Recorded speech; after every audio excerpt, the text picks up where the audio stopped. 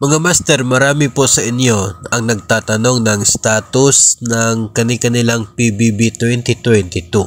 Hindi na po tayo nagtatanong doon po sa PBB Secretariat, pero pwede naman po kayo mag-message po sa kanila.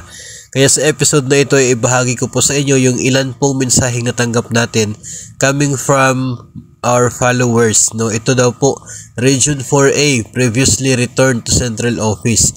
Region 4B previously returned to Central Office August 16.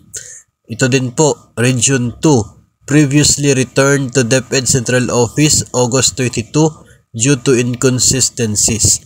At maging Region 11 din, previously returned to the DepEd Central Office last August 2.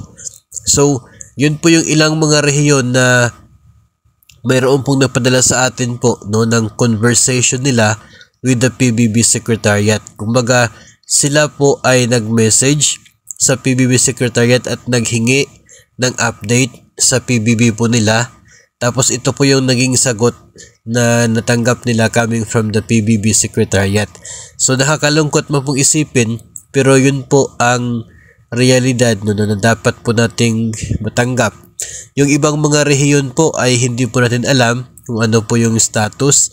So, pwede po kayo mismo mag-message sa Facebook account ng PBB Secretariat. Maraming instances na sila po ay nagre-reply kaagad o kaya ay kinabukasan. So, para ganun po, malaman po ninyo kung ano po yung estado.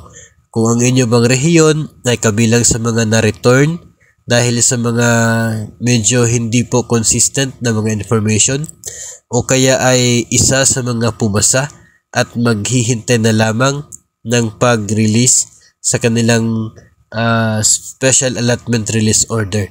So, pwede po kayo mag-message sa PBB Secretariat para malaman po ninyo ang status ng inyong pong PBB 2022 na hinihintay. So, personally po, hindi na po ako nag-message po sa kanila dahil sobrang dami ko na pong naitanong at iba't ibang agency.